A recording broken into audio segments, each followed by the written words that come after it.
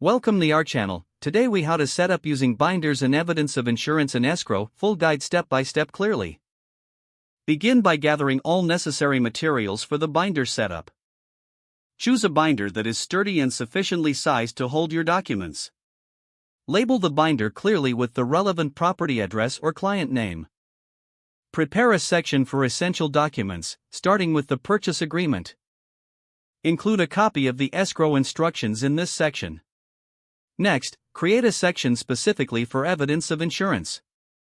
This will include proof of homeowner's insurance. Organize the insurance documents by adding a cover sheet. Follow this with the policy declarations page. Make sure to include any additional riders or endorsements that apply. Create a checklist to ensure all documents are included in the binder.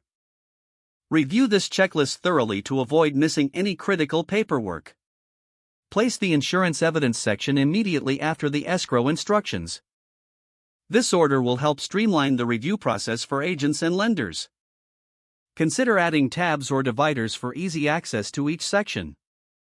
Ensure that all documents are legible and free from errors. Secure the binder with a closure mechanism to ensure nothing falls out.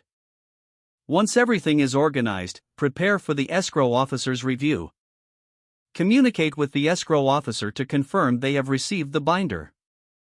Discuss any further requirements or additional documents needed. Schedule a follow-up meeting to ensure all parties are on the same page. Make any necessary adjustments based on the feedback received.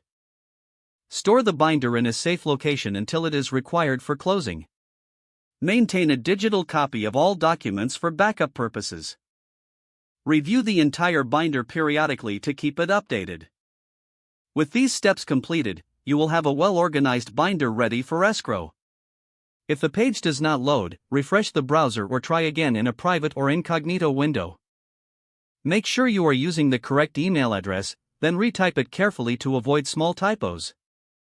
Don't forget to like this video and subscribe to our channel for more step-by-step tech guides.